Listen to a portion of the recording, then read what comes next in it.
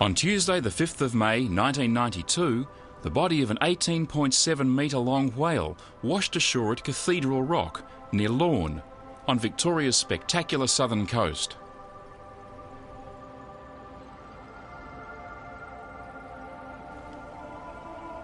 As the tail tossed backwards and forwards in the surf, it created the impression that the whale might still be alive. But sadly that was not the case. This unusual event offered Museum Victoria a rare chance to acquire the remains of one of the largest animal species that has ever lived on Earth, for this was a blue whale.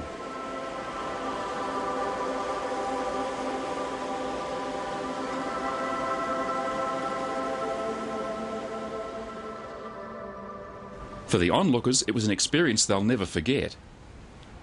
The whale was bloated with gases that normally build up during tissue breakdown, and many of the workers worried that the grotesquely distended body might actually burst. Fortunately, the whale washed ashore right beside the Great Ocean Road, but even so, getting the body off the beach was tricky, and there's no instruction manual. The process of retrieval required bulldozers to move the 40-ton body up the beach, cranes to raise it to the Great Ocean Road, and a powerful low loader to transport it to a suitable site for the post-mortem. With great skill, the bulldozer and crane drivers loaded their most unusual cargo ever onto the truck.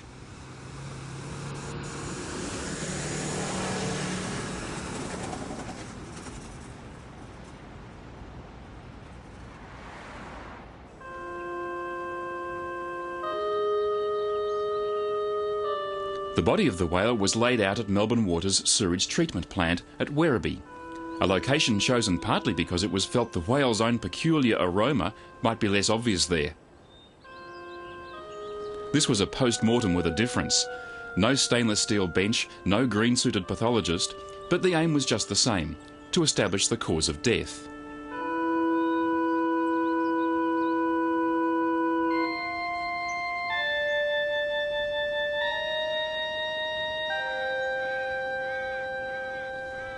For these vets, up to their waists in decaying whale, the experience was obviously unpleasant, but it was also worthwhile. The vets couldn't establish the cause of death. The whale's various organs and tissues were free of obvious disease and parasites. They did notice, however, that the layer of blubber was thinner than it should have been, suggesting the animal was malnourished.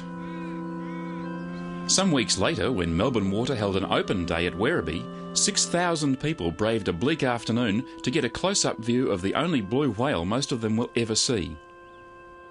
Surprisingly, many visitors were unaware that this type of whale has no teeth.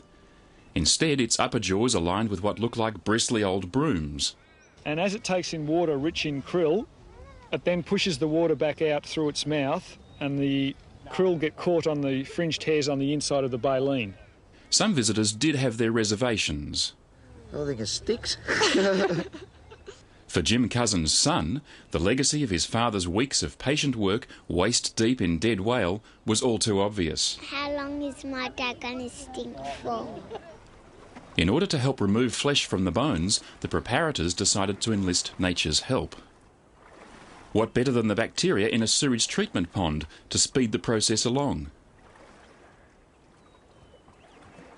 Nature also lent a helping hand when the skull was left out to weather in the sun.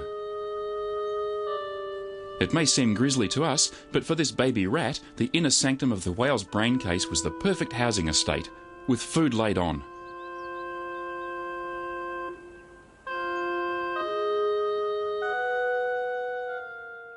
For the museum's preparators, accustomed to dealing with everything from pied geese to platypus, the major problem posed by the whale was its sheer size. Everything from the degreasing facility to the assembly area had to be large enough to accommodate the massive bones. 8 years after the whale's death, the skeleton was assembled for the first time.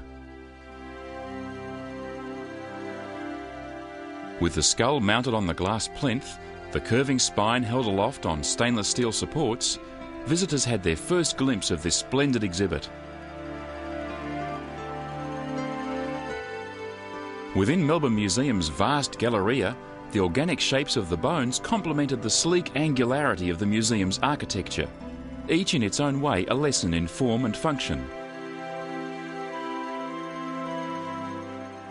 More than merely the remains of a dead whale, the bones are a poignant reminder of the wonderful creatures that roam free in our southern oceans.